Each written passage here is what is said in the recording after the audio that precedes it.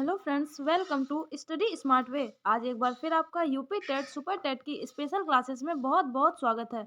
आज आप सभी लोगों के लिए संस्कृत का मोस्ट इम्पॉर्टेंट प्रैक्टिस सेट लेकर आए हैं, जिसमें आपके 30 नंबर पक्के हो जाएंगे।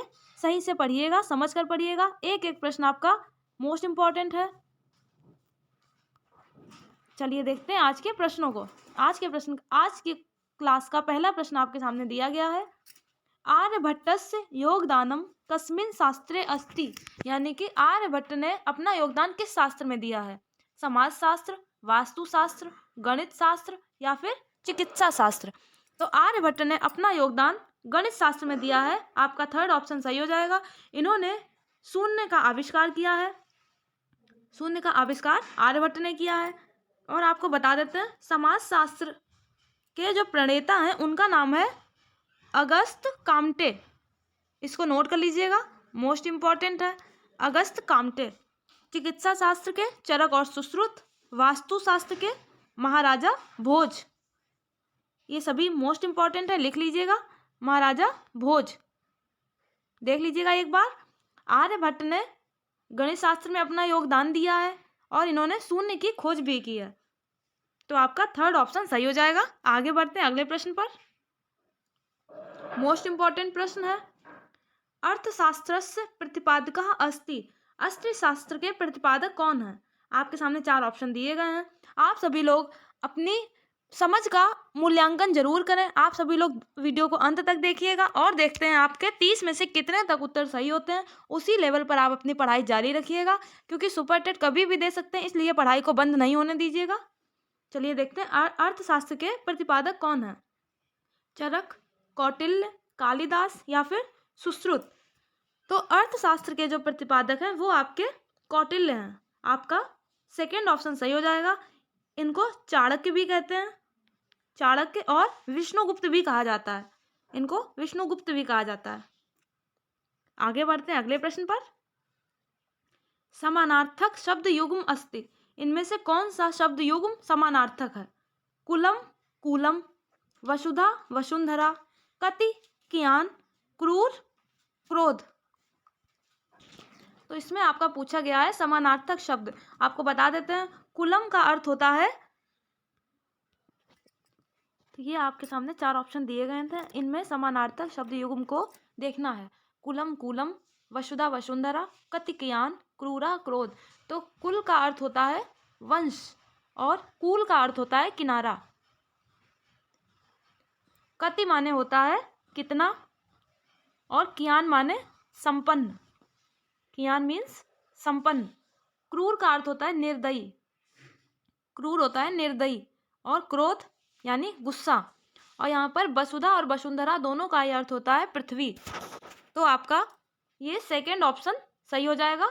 वसुधा और वसुंधरा दोनों पृथ्वी के पर्यायवाची हैं, बाकी सभी अलग अलग हैं। सबको नोट कर लीजिएगा, लिख लीजिएगा, क्योंकि ये पूछ दिए जाते हैं, इस तरह के प्रश्नों को पूछ लिया जाता है।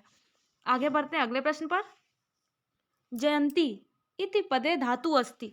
जयंती में कौन सी धातु है? यज, व्यक्त, तर्ज या फिर त्यज।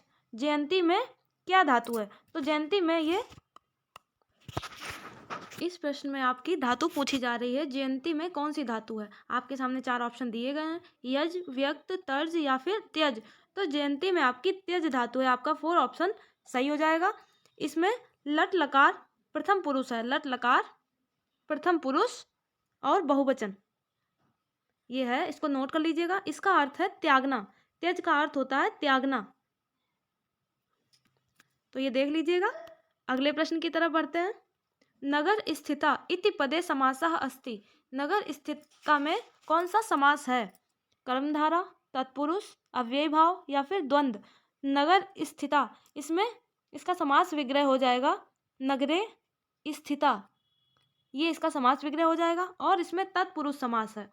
ये आपका सेकेंड ऑप्शन सही हो जाएगा। तत्पुरुष समास में जहाँ पर किसी कारक चिन्ह का लोप होता है वहाँ पर तत्पुरुष समास हो जाता है। तो इसमें नगरे स्थिता यानी कि नगर में स्थित। तो ये आपका सेकेंड ऑप्शन सही हो जाएगा। आगे बढ़ते हैं अगले प्रश्न पर। पद द्यु समस्य पदस्य उदाहरणम। इसमें आपका समास का उदाहरण पूछा गया है। तो इसमें आपका समास का उदाहरण पूछा गया है। रामस्य कृष्णस्य वाता नियंत्रण करदाता तैलकूपः मुद्रण कर्जगम शिरोवेदना वर्षापात। तो ये आपका इसमें समास पूछा गया है। ये आपका फर्स्ट ऑप्शन सही हो जाएगा, रामस्य कृष्णस्य। इसमें आपका द्वंद्व समास हो जाएगा, द्वंद्व समास है ये, आपको पिछली क्लास में बता दिया गया था, जिन्होंने भी वो नहीं देखी है देख लीजिएगा। तो इसका समास आपका द्वंद्व समास है और इसको इस तरह से भी पूछा जा सकता है, राम कृष्ण, यानी कि राम और कृष्ण। तो आपका ये फर्स्ट ऑप्शन सही हो जाएगा। आगे बढ़ते हैं अगले प्रश्न पर। भाववाच्यात्मक क्रियापदस्य उदाहरण अस्ति। भाव, इसमें आपके सामने जो ऑप्शन दिए गए हैं उसमें पूछा गया है कि भाववाचक क्रियापद का कौन सा उदाहरण है। भोजनम खादति, लेख लिखतम, लिखती, नृत्यम करोति या फिर हसती। भाववाच्य क्रियापद अकर्मक धातु होती है और ये आपका लेख लिखती ये सही हो जाएगा, सेकेंड ऑप्शन सही हो जाएगा। भाववाच्य केवल अकर्मक धातुओं में ही होता है, तो ये सही हो जाएगा। आगे बढ़ते हैं अगले प्रश्न पर। अहम तु स्वमित्रम प्रतीक्षे इति वाक्ये प्रतीक्षे इत्यस्य कर्तपदम किम। यह आपके सामने वाक्य दिया गया है, अहम तु स्वमित्रम प्रतीक्षे, यानी कि मैं अपने मित्र की प्रतीक्षा कर रहा हूँ। इस वाक्य में प्रतीक्षे कौन सा कर्तपद है, तू, अहम, न किमपि पदम या फिर स्वमित्रम। तो इसमें वो कह रहा है मैं अपने मित्र की प्रतीक्षा कर रहा हूँ, तो इसमें जो अहम है यानी कि मैं, वही आपका कर्तव्य पद हो जाएगा। तो ये आपका सेकेंड ऑप्शन करेक्ट हो जाएगा। प्रत्येक प्रश्न को सही से देखिएगा, अच्छे से देखिएगा, क्योंकि एग्जाम में पूछे जा चुके हैं वही प्रश्न आपके सामने लाए जाते हैं जो कि मोस्ट इंपॉर्टेंट होते हैं। अगला देखते हैं, आमे खलम अस्मिन पदे समासो अस्ति।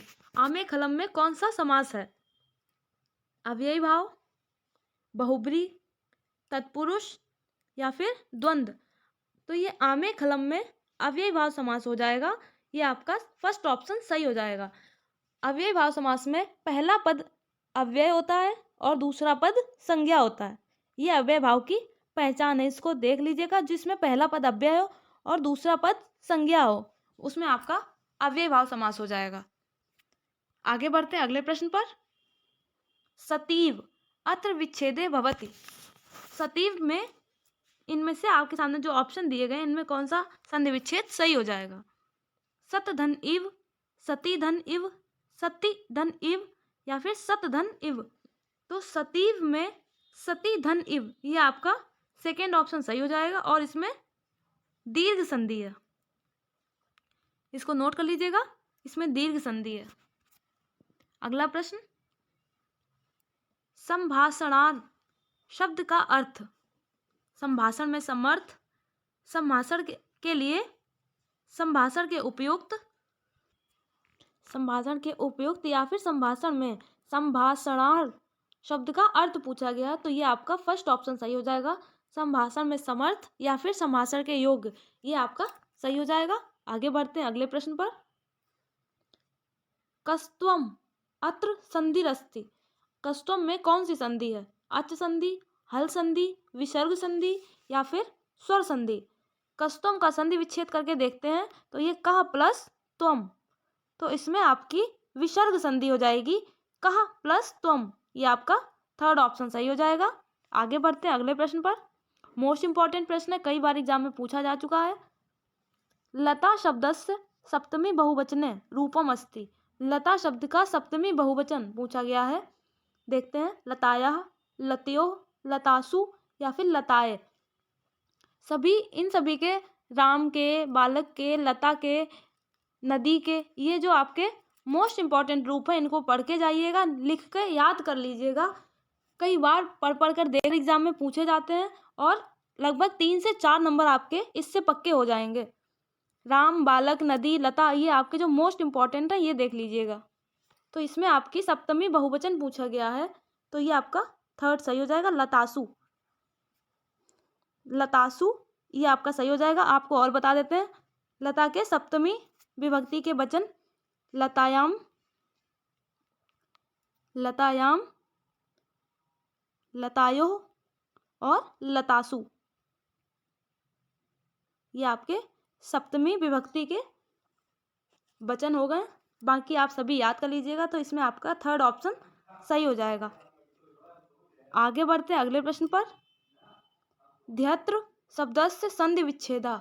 ध्यत्र शब्द जो है उसकी संधि विच्छेद आपको पता करनी है। दधि धन यत्र, दधु धन अत्र, दधि धन अत्र या फिर दध्य धन त्र। इसमें कौन सी संधि सही है, संधि विच्छेद कौन सा सही है? तो ये आपका थर्ड ऑप्शन सही हो जाएगा, दधि धन अत्र। तो जहाँ पर ई प्लस आ मिलकर या बनाते हैं वहाँ पर आपकी यड़ संधि हो जाती है, यड़ संधि हो जाती है, इसको देखिएगा। दध्यत्र थोड़ा अलग हटकर प्रश्न है, अलग हटकर शब्द है, इसलिए इसके एग्जाम में आने के चांसेस ज़्यादा हैं, तो देख लीजिएगा। अगला प्रश्न, उत्तर धन अचलः अत्र संधि कार्य। उत्तर धन अचल में संधि कार्य, उत्तरांचल, उत्तरोचल, उत्तरेचल या फिर उत्तरचल। तो उत्तर धन अचल ये आपका उत्तरांचल हो जाएगा, फर्स्ट ऑप्शन सही हो जाएगा, और इसमें दीर्घ संधि हो जाएगी, दीर्घ संधि आपका फर्स्ट ऑप्शन सही हो जाएगा। आगे बढ़ते हैं। वैनतेय शब्द का प्रत्यय। वैनतेय शब्द में कौन सा प्रत्यय है? अड़, ढक, ड़क या फिर तल। वैनतेय में इसमें आपका ढक प्रत्यय हो जाएगा, थर्ड ऑप्शन आपका सही हो जाएगा। ये स्त्रीवाची वनिता का, वनिता में ढक प्रत्यय लगने पर यह वैनतेय बना है। स्त्रीवाची वनिता में ढक प्रत्यय लगने के बाद वैनतेय बना है, तो ये आपका थर्ड ऑप्शन सही हो जाएगा। आगे बढ़ते हैं। वेदों की संख्या, वेदों की कितनी संख्या है? 4, 5, 6 या फिर 7। तो 4 वेद माने गए हैं, तो ये आपका फर्स्ट ऑप्शन सही हो जाएगा। 4 वेद 4 हैं, ऋग्वेद, यजुर्वेद, सामवेद और अथर्ववेद। ऋग्वेद ये सबसे पुराना वेद है, एग्जाम में पूछा जा चुका है सबसे पुराना वेद कौन सा है, तो ये ऋग्वेद हो जाएगा। सामवेद ये गीत गायन यानी कि संगीत के लिए प्रसिद्ध है, संगीत। और अथर्ववेद में जादू टोने का वर्णन किया गया है। अथर्व का अर्थ होता है जादू टोना। तो चलिए आगे बढ़ते हैं अगले प्रश्न की तरफ। प्रतिज्ञा योगन धरायण किसकी रचना है? प्रतिज्ञा योगन धरायण कालिदास की, भास की, भारवी की या फिर भवभूति की। तो ये प्रतिज्ञा योगन धरायण ये भास की कविता है, भास की रचना है, ये आपका सेकेंड ऑप्शन सही हो जाएगा। इन्होंने कुल 13 नाटकों की रचना की है। इनके 13 नाटक जो प्रसिद्ध हैं। भारवी की किरातार्जुनीयम है, आपको पिछली क्लास में बताया गया था, किरातार्जुनीयम है भारवी की। और भवभूति की उत्तर रामचरितम, एग्जाम में पूछ ली जाती हैं। उत्तर रामचरितम ये भवभूति की है, और कालिदास की अभिज्ञान शाकुंतलम। आगे बढ़ते हैं अगले प्रश्न पर। भास रहित प्रतिमा की कौन सी विधा है? भास के द्वारा लिखित प्रतिमा ये किस विधा की रचना है? महाकाव्य की, खंड काव्य की, चंपू या फिर नाटक।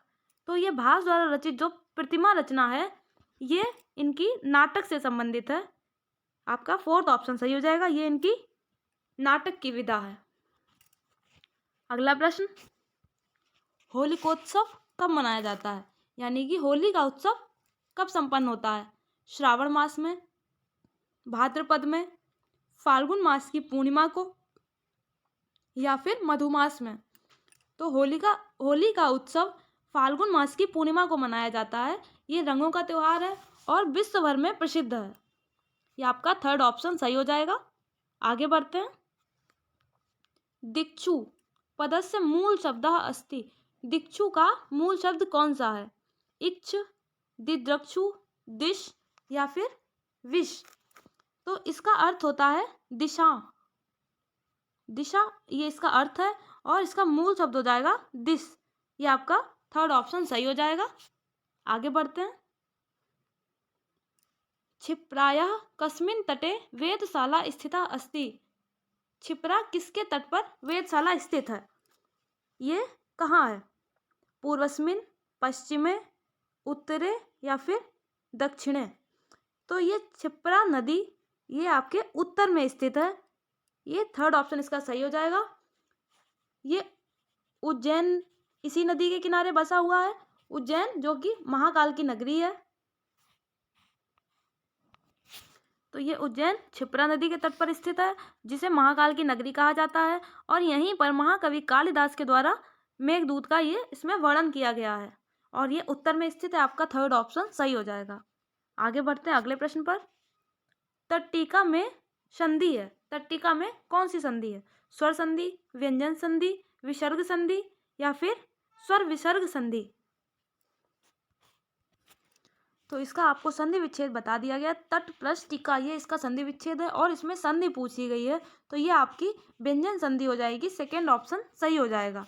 इष्टुका या फिर व्यंजन संधि, ये आपके इस सूत्र के द्वारा, इस सूत्र के अनुसार तट्टिका में व्यंजन संधि या इष्टु संधि हो जाएगी। तो ये आपका सेकेंड ऑप्शन सही हो जाएगा। आगे बढ़ते हैं अगले प्रश्न पर। रिक्त स्थान पूर्यत, इसमें रिक्त स्थान की पूर्ति करनी है। पतंजलि वाणी शुद्धि अर्थ अचरयत, आपको ये ब्लैंक भरना है। आयुर्वेदम, धनुर्वेदम, ऋग्वेदम या फिर व्याकरणाम। तो पतंजलि ये व्याकरण के लिए प्रसिद्ध थे। ये आपका फोर्थ ऑप्शन सही हो जाएगा। तो इसमें ये पतंजलि, कात्यायन, पाणिनि, इन तीनों लोगों को मुनित्रय भी कहा जाता है। इसको नोट कर लीजिएगा आप। आगे बढ़ते हैं अगले प्रश्न पर। आज्ञा के संदर्भ में प्रयुक्त होने वाला लकार कौन सा है? आज्ञा यानी कि ऑर्डर के संदर्भ में जो लकार प्रयुक्त होता है उसको क्या कहा जाता है? लट लकार, लोट लकार, विधिलिंग लकार या फिर लट लकार। तो जो आज्ञा के संदर्भ में प्रयुक्त होता है उसको लोट लकार कहते हैं। ये आपका सेकेंड ऑप्शन सही हो जाएगा। आगे बढ़ते हैं अगले प्रश्न की तरफ। अतएव का अर्थ, अतएव को क्या कहा जाता है? इसलिए, इसीलिए, जैसे या फिर वैसे। तो इसमें वैसे को कहते हैं तथा। संस्कृत में वैसे को तथा कहते हैं, जैसे को यथा कहते हैं और अतएव को इसलिए कहा जाता है। ये आपका फर्स्ट ऑप्शन सही हो जाएगा। इसलिए ये अतएव को कहा जाता है। आगे बढ़ते हैं। ऋग्वेदः कति मंडलेषु विभक्तः, ऋग्वेद में कितने मंडल हैं? तो ये आपका फर्स्ट ऑप्शन सही हो जाएगा। 10सु, यानी ऋग्वेद में 10 मंडल हैं।